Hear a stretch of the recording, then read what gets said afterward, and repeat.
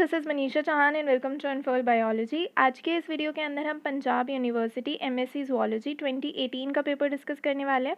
इससे पहले हमने 2019 का पेपर डिस्कस कर लिया। इसी चैनल में वो वीडियो आपको मिल जाएगी अगर आपने अभी तक नहीं देखी है तो। इसके अलावा मैं डिस्क्रिप्शन में उसका लिंक ऐड कर दूँगी, आप वहाँ से देख सकते हैं। ठीक है, इस क्वेश्चन पेपर के अंदर 75 क्वेश्चंस हैं और आज हम सारे के सारे क्वेश्चंस कवर अप करने वाले हैं।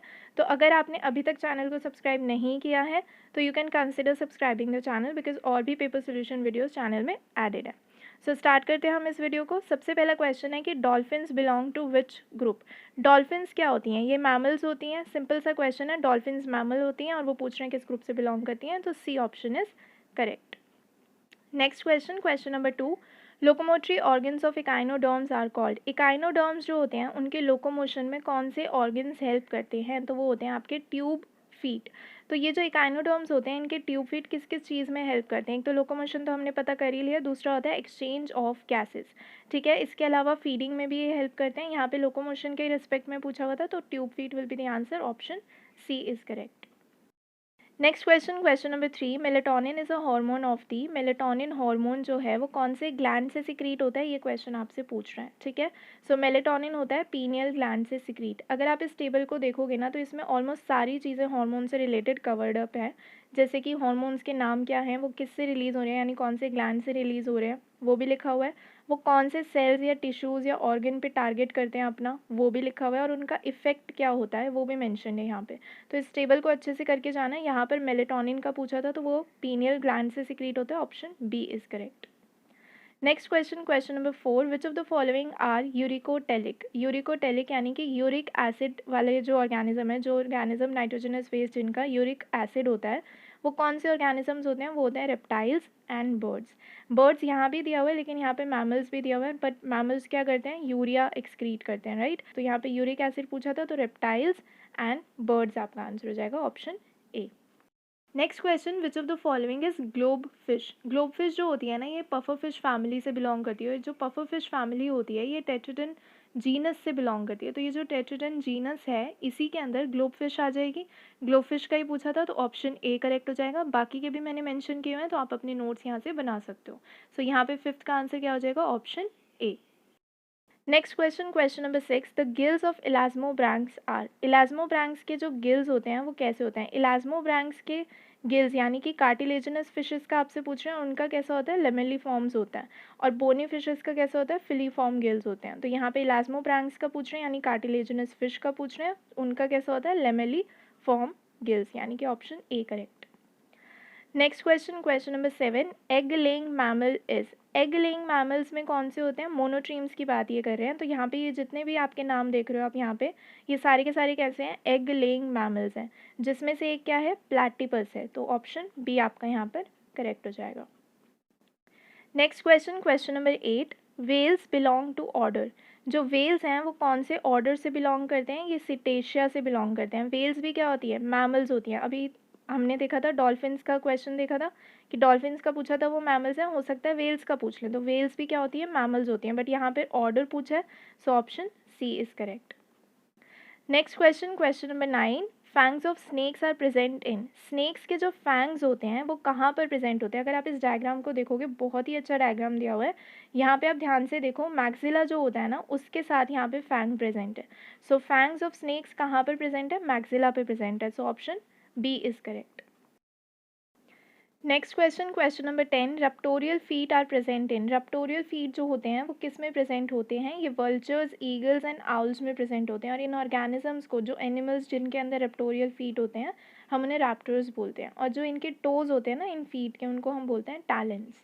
ठीक है, अब ये जो रेप्टोरियल फीट होते हैं ये होते क्या हैं? ये ऐसे फीट होते हैं जो इन ऑर्गेनिजम्स की हेल्प करते हैं कि ये अपने प्रे को होल्ड कर सके। ठीक है, एक अच्छा होल्ड बनाने में, एक मतलब ये एक तरीके का अडाप्टेशन है, बस प्रे को होल्ड करने में ये हेल्प करते हैं फीट इनकी। तो इनको हम रेप्टोरियल फीट कहते हैं। So option A correct. Vultures, eagles and owls में ये प्रेजेंट होते हैं और इन एनिमल्स को हम क्या कहते हैं? रैप्टर्स कहते हैं।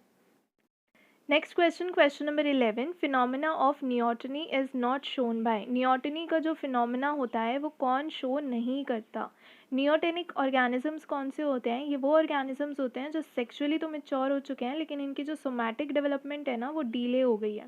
यानी कि कुछ ऐसे जुवेनाइल फीचर्स होते हैं जो इनकी नॉर्मल एडल्ट फॉर्म में परसिस्टेंट नहीं होने चाहिए थे, लेकिन ये क्योंकि नियोटनी शो कर रहे हैं यानी कि एडल्ट फॉर्म में जुवेनाइल फीचर्स परसिस्टेंट है, हालांकि ये सेक्सुअली मैच्योर हो चुके हैं। ठीक है, तो ये जो फिनोमिना है नियोटनी का, ये कौन शो करते हैं? नियोटेनिक ऑर्गेनिज्म शो करते हैं। और ये जो ए बी डी, ये जितने भी ऑप्शंस आपको दिए हुए हैं ना, ये एक्वेटिक सैलामेंडर्स के ऑप्शंस दिए हुए हैं, और एक्वेटिक सैलामेंडर्स में नियोटनी देखने को मिलती है। किसके अंदर नहीं देखने को मिलती है? वो होते हैं फ्रॉग। तो यहाँ पे यही पूछा था कि जो फिनोमिना है नियोटनी का, ये कौन शो नहीं करता? तो वो फ्रॉग्स शो नहीं करते। So option C is correct. Next question, question number 12, green gland is excretory organ of. Green gland किसका एक्सक्रीटरी ऑर्गन होता है? यहाँ पर ये जो टेबल आपको दिया हुआ है आप इसको रेफर कर सकते हो, इसको लर्न कर सकते हो। इसमें जितना भी इंफॉर्मेशन है वो काफ़ी इंपॉर्टेंट है, ये आ जाता है एग्जाम में। ठीक है, यहाँ पे पूछा था कि ग्रीन ग्लैंड किसका एक्सक्रीटरी ऑर्गन होता है? ये होता है क्रस्टेशिया का एक्सक्रीटरी ऑर्गन। ठीक है, जैसे कि यहाँ पर दिया हुआ है।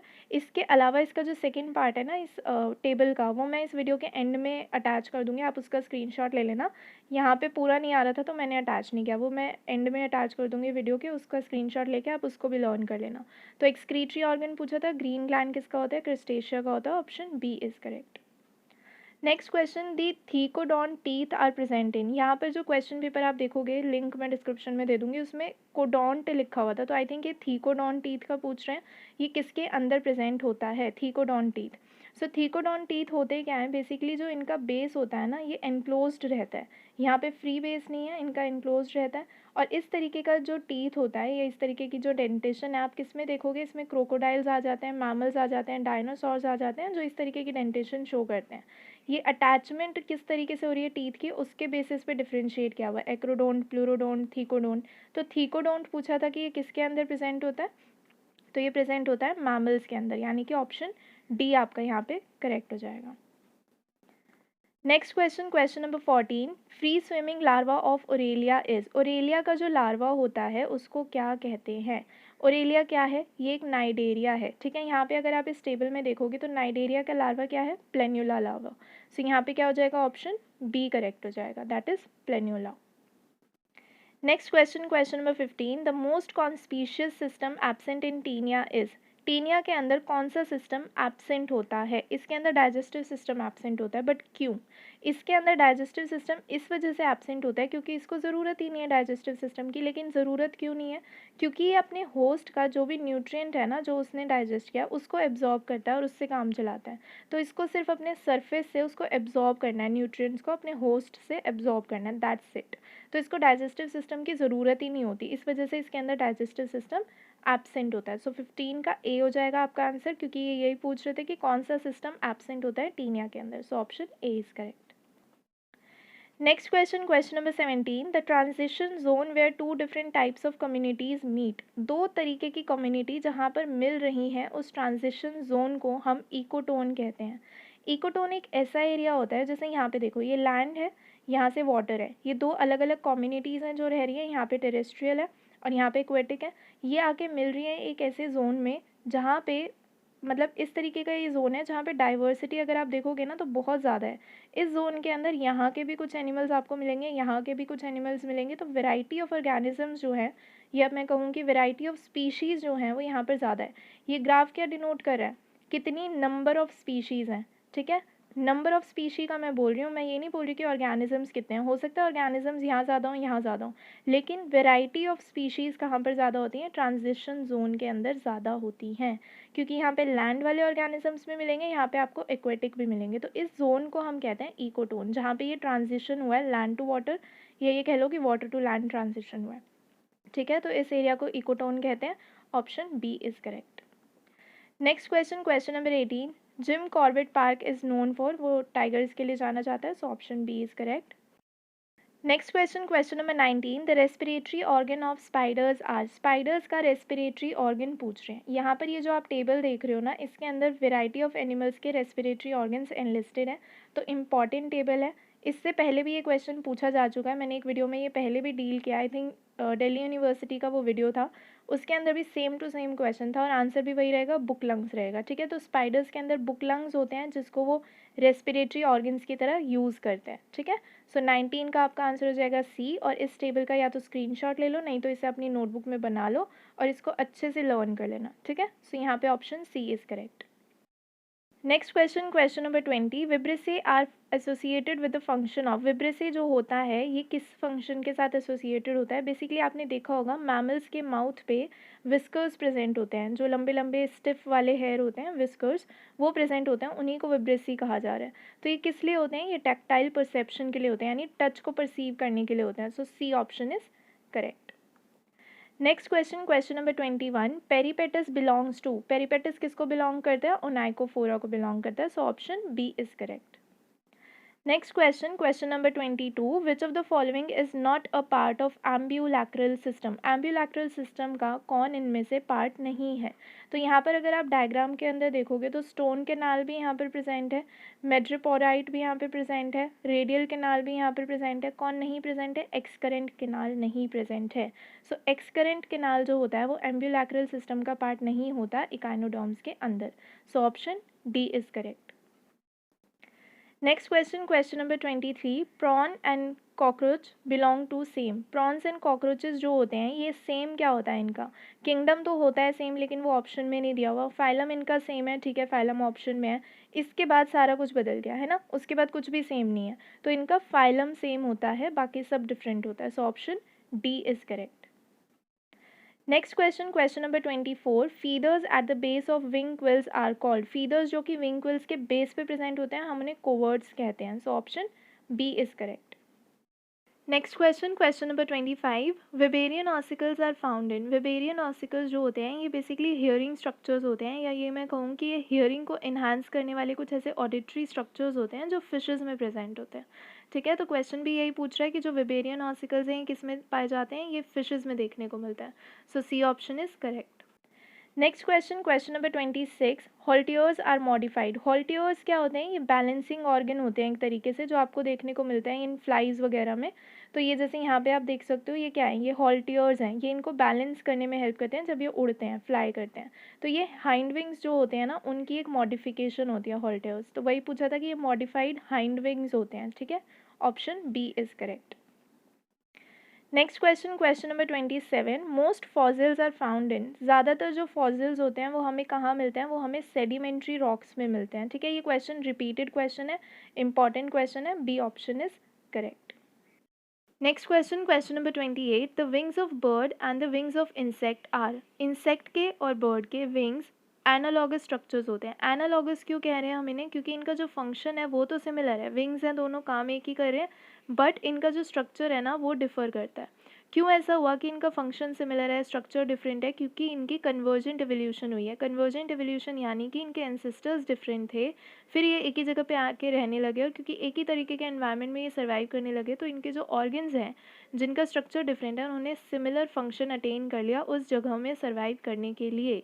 इस तरीके से कन्वर्जेंट एवोल्यूशन होती है और एनालॉगस स्ट्रक्चर्स बनते हैं। इसका बिल्कुल ऑपोजिट होता है होमोलॉगस स्ट्रक्चर्स के लिए, जो कि डाइवर्जेंट एवोल्यूशन से बनते हैं। ठीक है, तो यहाँ पे wings of bird and wings of insect पूछा होता है तो वो एनालॉगस स्ट्रक्चर्स होते हैं। A option is correct.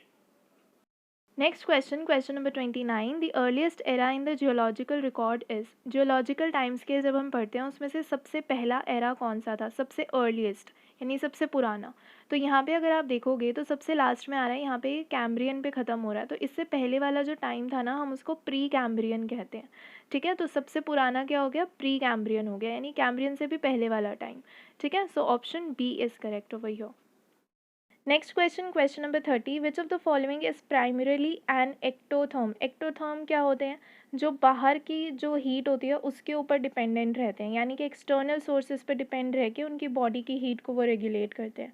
तो ऐसे एक्टोथर्म्स का एक एग्जाम्पल है लिजर्ड। ह्यूमंस क्या होते हैं? ह्यूमंस एंडोथर्म होते हैं। हम एंडोथर्म क्यों होते हैं? क्योंकि अगर बाहर सर्दी है तो ऐसा नहीं है कि हम अपनी बॉडी का टेम्परेचर ठंडा कर लेंगे, नहीं, हम अपनी बॉडी का टेम्परेचर कांस्टेंट मेंटेन करते हैं। तो अगर बाहर सर्दी है मतलब एनवायरनमेंट हमारा ठंडा है तो हम क्या करते हैं? हम शिवर करते हैं ताकि हमारी बॉडी में हीट जनरेट हो। ठीक है, और हमारा जो टेम्परेचर है वो नॉर्मल रहे जितना रहता है। और अगर गर्मी है तो हम क्या करते हैं, हम स्वेटिंग करते हैं, जिसकी वजह से इवापोरेशन की वजह से कूलिंग इफेक्ट आता है।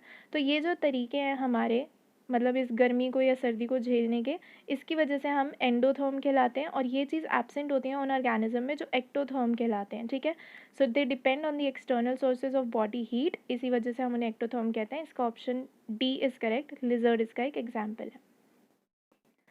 Next question, question number 31, which of the following is not a larval stage of liver fluke. ये लिवर फ्लूक की है लाइफ साइकिल। अब इन्होंने पूछा कि कौन सा लार्वल स्टेज इसकी लाइफ साइकिल में नहीं मिलता। मिरासीडियम लार्वा मिलता है, हाँ मिलता है, ये रहा। स्पोरोसिस्ट मिलते हैं, बिल्कुल मिलते हैं, ये रहे। सिस्टी सर्कस मिलता है, सिस्टी सर्कस कहाँ पर है, सिस्टी सर्कस नहीं है इसके अंदर। ठीक है, सर्केरिया है, हाँ ये रहा सर्केरिया। तो यानी कि cysticercus larva liver fluke की लाइफ साइकिल में नहीं मिलता। So option C is correct. Next question, question number 32, which of the following is a chemo receptor. इनमें से कौन सा ऐसा है जो एक केमिकल को सेंस करने वाला रिसेप्टर है। तो वो हो जाता है आपका ऑस्ट्रेडियम। मोलस्का के अंदर ये सेंस ऑर्गन देखने को मिलता है, और ये जो पानी होता है आसपास का, उसका केमिकल नेचर कैसा है उस चीज़ को टेस्ट करने में इसकी मोलस्का की हेल्प करता है। ठीक है, सो ऑस्ट्रेडियम है आपका chemo receptor. So option C is correct. Next question, which of the following is a vertebrate. Vertebrate कौन है इनमें से, globe fish is the vertebrate. So option B is correct. Next question, question number 34, nervous system is ventrally located in. Ventrally किस में located होता है, earthworms में located होता है। Option B is correct. Next question, which one of the following is concerned with colour vision. Colour vision के लिए हमारे कौन से यूज़ होते हैं। सो यहाँ पे B option is correct. Rods किस लिए यूज़ होते हैं, ये ग्रे स्केल विजन के लिए यूज़ होते हैं, रात वाले विजन के लिए। ठीक है, सो यहाँ पे कलर विजन पूछा था, सो ऑप्शन बी आपका यहाँ पे सही हो जाता है। Next question, glochidium larva is found in the phylum. Glochidium larva जो होता है वो किस फाइलम में देखने को मिलता है। सो ये आपको मिलेगा मोलस्का के अंदर। ठीक है, so option B is correct.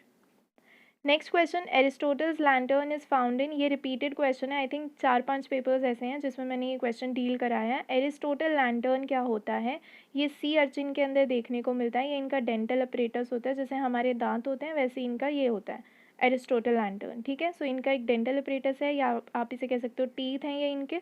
So Aristotle lantern किस में मिलता है, हमें सी अर्चिन में देखने को मिलता है। Next question, peripatus is considered the connecting link between. Connecting link के बारे में यहाँ पे पूछा है, तो ये जो टेबल आपको दिख रहा है, ये सारे जितने भी कनेक्टिंग लिंक्स हैं वो सारे के सारे यहाँ पे दिया हुए हैं।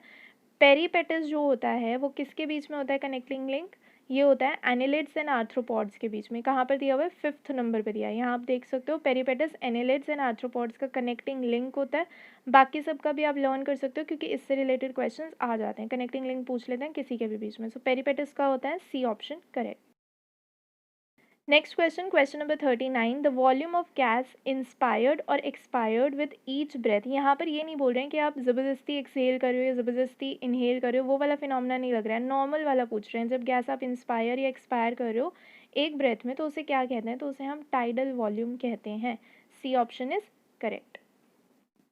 Next question, question number 40, which of the following is an inhibitory neurotransmitter. Neurotransmitters जो होते हैं ना, वो इनहिबिटरी भी हो सकते हैं, वो एक्साइटेटरी भी हो सकते हैं। यानी कि वो चीज़ जो भी रिएक्शन है या जो भी वो पाथवे करवा रहे हैं रन, उसमें वो उसको ऑन भी कर सकते हैं या उसको इनहिबिट भी कर सकते हैं। जो इनहिबिटरी न्यूरोट्रांसमीटर्स होते हैं उसमें गाबा और ग्लाइसिन ये दोनों आते हैं। ठीक है, इस टेबल में दिया हुआ है, आप लर्न कर सकते हो। ये मेन है जो मैंने यहाँ पे कोट करे हैं। तो गाबा एंड ग्लाइसिन इनहिबिटर होते हैं। ऑप्शंस के अकॉर्डिंग क्या हो जाएगा, बी ऑप्शन सही हो जाएगा। Next question, question number 41, which of the following cause instability of the lysosomal membrane. Lysosomal membrane की इंस्टेबिलिटी के बारे में पूछ रहा हूँ, उसको स्टेबिलिटी से हटाने का काम कौन कर रहा है, विटामिन के कर रहा है। और अगर आपसे पूछा जाता है कि लाइसोसोमल स्टेबिलाईजर कौन है, तो वो कॉर्टिसोन होता है। ठीक है, ऑपोजिट काम कर रहे हैं दोनों। विटामिन के क्या कर रहा है, लाइसोसोमल मेम्ब्रेन की स्टेबिलिटी को हटा रहा है ये विटामिन के, और लाइसोसोमल स्टेबिलाईजर कौन होता है, कॉर्टिसोन होता है। यहाँ पे इंस्टेबिलिटी पूछा था, so option B is correct. Next question, question number 42, sarcoplasmic reticulum is formed of. So ये किससे बना होगा, ये ER यानी कि एंडोप्लाज्मिक रेटिकुलम से ही बना होता है। So option C is correct. Next question, question number 43, prokaryotic flagellum has a protein called.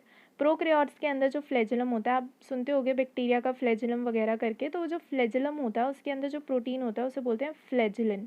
और ये जो फ्लैजेलिन है ना, जब हमारी बॉडी के अंदर एंटर करता है तो ये एक एंटीजन की तरह एक्ट करता है। जैसे आपने टॉल लाइक रिसेप्टर्स अगर पढ़ा है, तो वो टॉल लाइक रिसेप्टर्स भी उनमें से जो टाइप्स होते हैं उनमें से एक टाइप इस फ्लैजेलिन को रिकॉग्नाइज करता है कि भाई ये मेरी बॉडी का नहीं है। ठीक है, तो इस तरीके से ये काम करता है। तो फ्लैजेलम के अंदर जो प्रोटीन प्रेजेंट होता है वो होता है flagellin. Next question, question number 44, cytochrome C is a mobile carrier between. Cytochrome C जो है वो किसके बीच में कैरियर की तरह एक्ट करता है? तो ये रहा डायग्राम। इस डायग्राम के अंदर अगर आप देखोगे तो जो थर्ड कॉम्प्लेक्स है और जो फोर्थ कॉम्प्लेक्स है उनके बीच में साइटोक्रोम सी जो है वो काम कर रहा है। तो यही चीज़ पूछा था कि ये जो मोबाइल किस चीज़ को कैरी कर रहा है, इलेक्ट्रॉन्स को कैरी कर रहा है। तो ये जो है ये कैरियर किसके बीच में काम कर रहा है as a carrier? Third and fourth complex के बीच में। So option D is correct.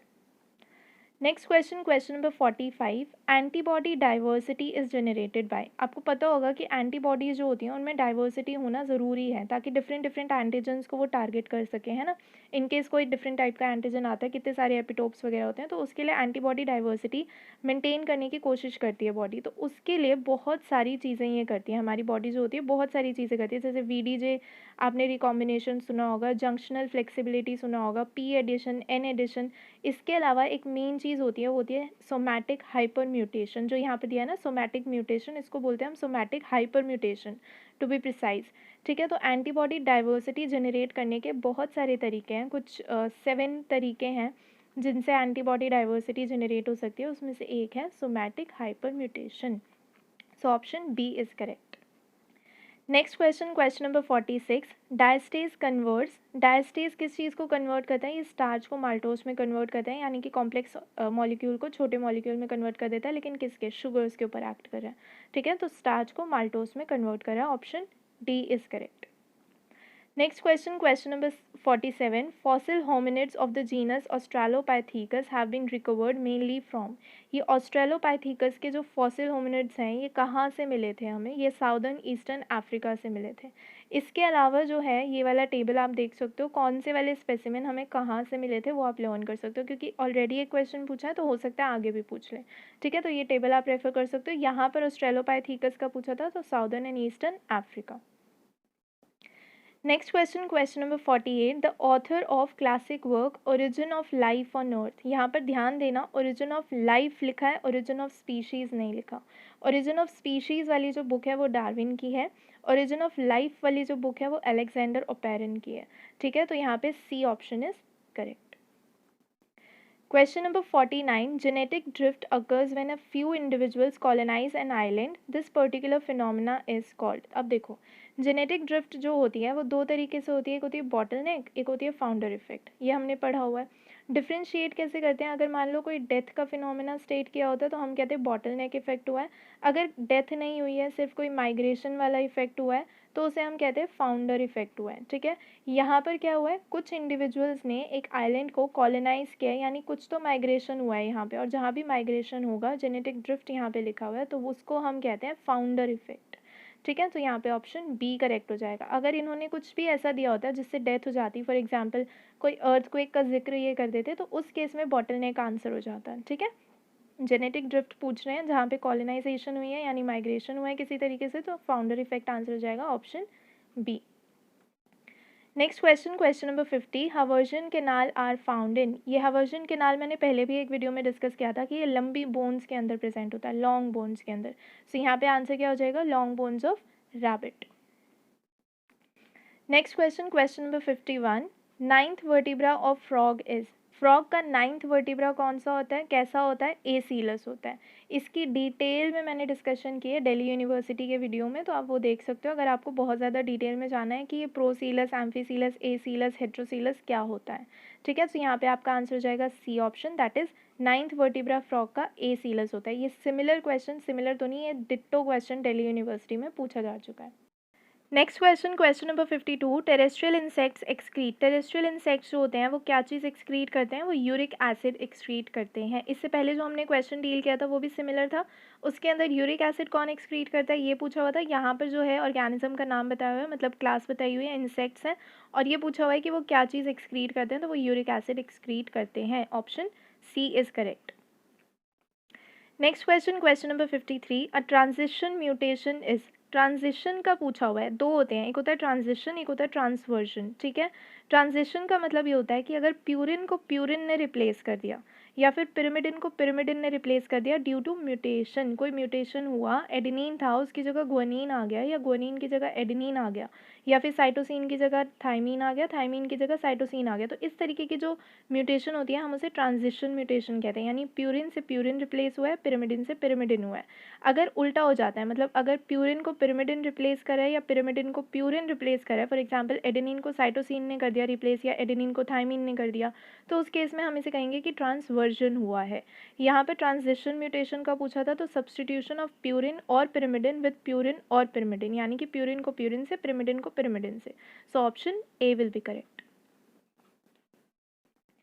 Next question, question number 54, calmodulin is a, calmodulin के बारे में आप पढ़ोगे जब आप सेल सिग्नलिंग के बारे में पढ़ते हो ना, उसके अंदर आप देखते हो IP3 और डैग वाला पाथवे जो आप देखते हो, वहाँ पर जब कैल्शियम इन्वॉल्व होता है, तो यहाँ पे होता क्या है बेसिकली, IP3 जो है वो कैल्शियम का इफ्लक्स करवा देता है सार्कोप्लाज्मिक रेटिकुलम, या आप कह सकते हो ER से Ca2 पॉजिटिव जो होता है, कैल्शियम आयंस जो होते हैं उनका इफ्लक्स करा देता है। अब ये जो कैल्शियम आयंस है ना, ये बहुत सारे प्रोटीन्स को चाहिए होते हैं, बहुत सारी चीज़ों को चाहिए होते हैं, लेकिन वो सभी जो प्रोटीन्स हैं वो इस कैल्शियम आयन से डायरेक्टली बाइंड नहीं कर पाते हैं। तो उनसे बाइंड करने के लिए कैलमॉडुलिन उनकी हेल्प कर देता है, यानी कि कैलमॉडुलिन क्या करता है, इस कैल्शियम आयन से बाइंड करता है और फिर उस प्रोटीन से बाइंड करता है जिसको इस कैल्शियम आयन की ज़रूरत है। तो कैलमॉडुलिन क्या कर रहा है, कैल्शियम आयन ले रहा है और जिसको इसकी ज़रूरत है उसको पकड़ा रहा है।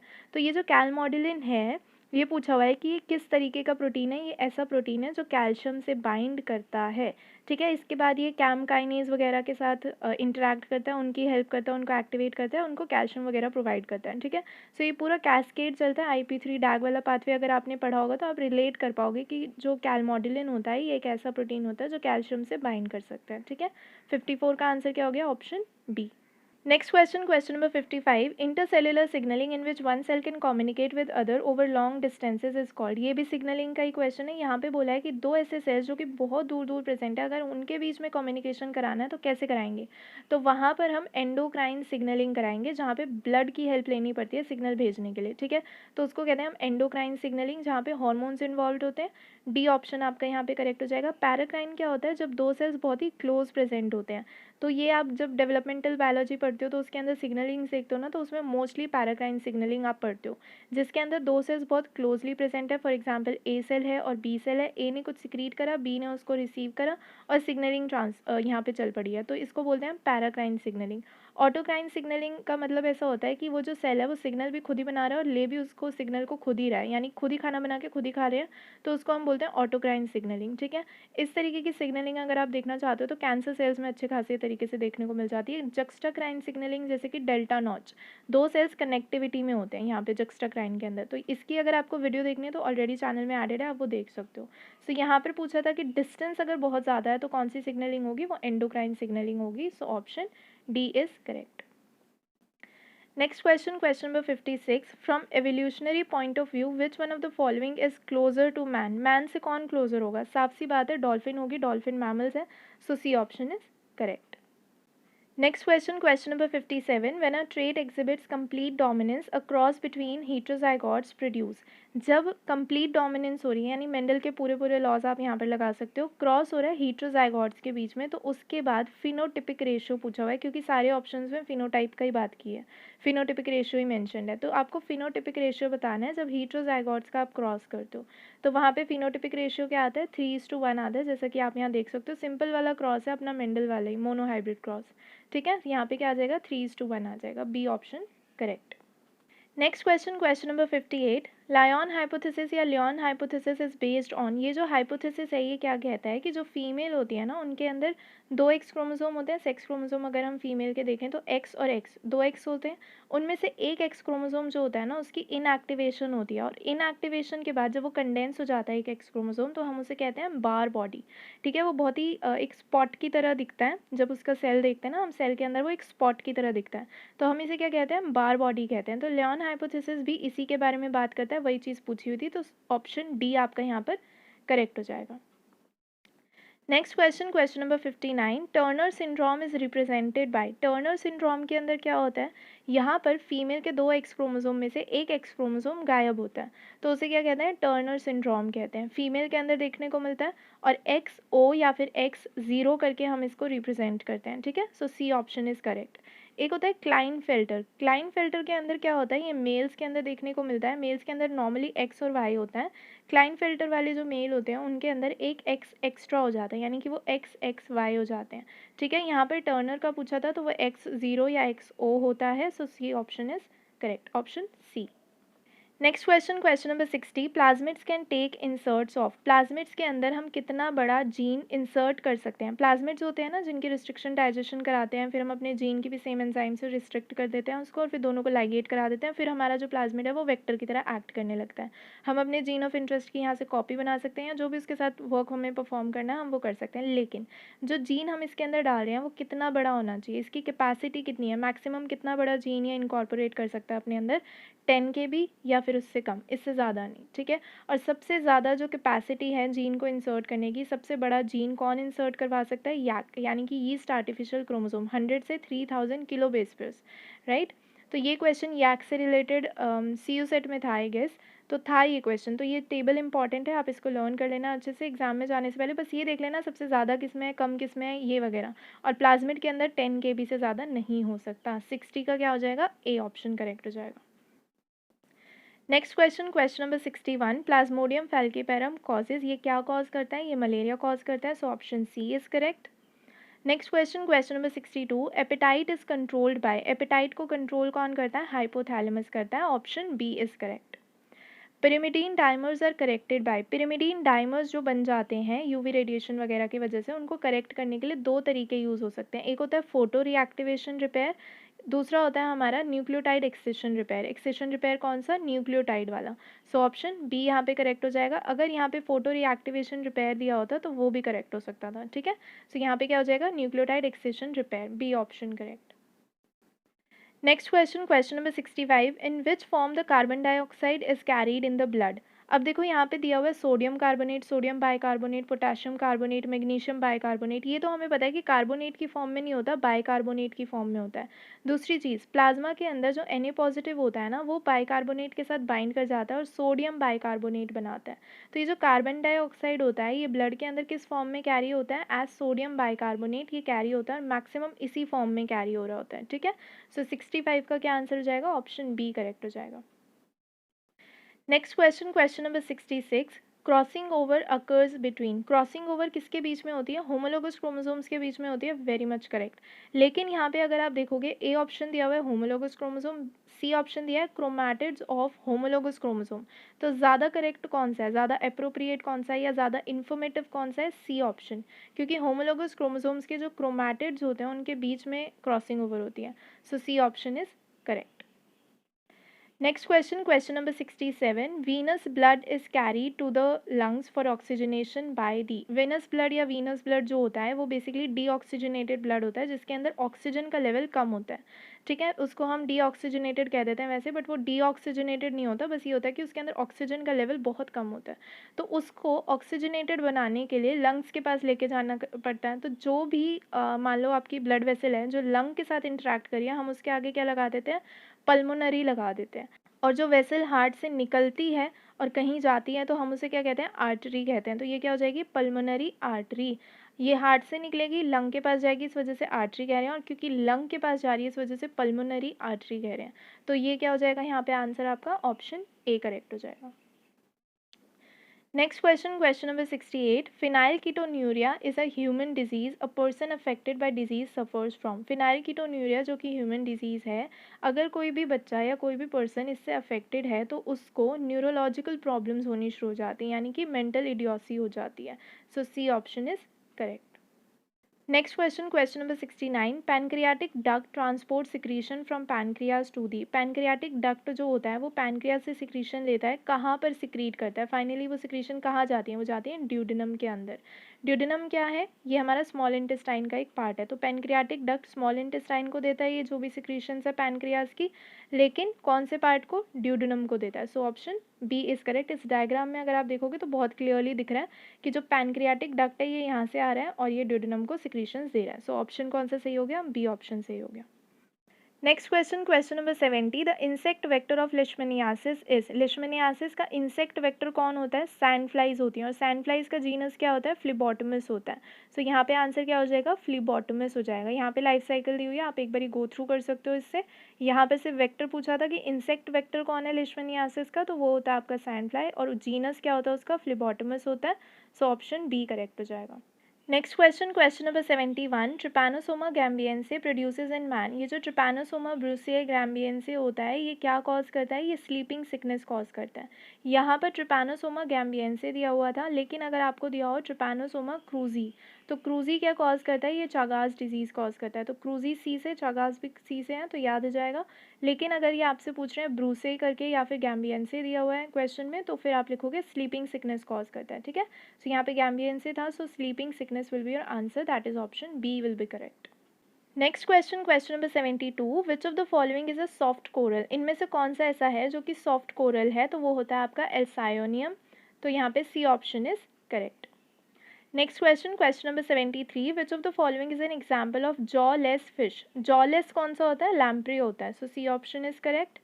Next, integumentary respiration take place in, integumentary respiration किसके अंदर होता है, कोलम्बोला के अंदर होता है। इसके अंदर ट्रेकियल रेस्पिरेटरी सिस्टम नहीं होता, जिसकी वजह से इसको रेस्पिरेशन करने के लिए क्यूटिकल्स की हेल्प लेनी पड़ती है, ठीक है।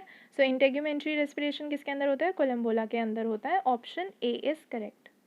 Next question, question number 75, which is the last question for today, spongocoel of a sponge is lined by, sponge का जो स्पॉन्जोसील होता है वो किस चीज़ से लाइंड होता है, कौन से सेल्स होते हैं जो इसे लाइन करके रखते हैं। स्पॉन्जोसील क्या होता है, ये जो कैविटी होती है ना स्पंज के अंदर, इसको बोलते हैं स्पॉन्जोसील। और अगर आप देखोगे डायग्राम में क्लियरली ये दिख रहा है कि इसकी लाइनिंग किससे बनी हुई है, इन सेल से बनी हुई है जो फ्लैजिला के साथ प्रेजेंट है। और ये जो सेल्स है इनका नाम क्या है, कोएनोसाइट्स है इनका नाम, ठीक है। So B option is correct. Coenocytes जो होते हैं ये स्पॉन्जोसील को कवर करके रखते हैं या लाइन करके रखते हैं, बेसिकली ये कहेंगे किसके अंदर, स्पंज के अंदर। So option B is correct. So that's it guys for today. I hope कि ये वीडियो आपको हेल्पफुल रहा होगा। If yes then do hit the like button, share with your friends and do subscribe the channel. Thank you so much guys, bye bye.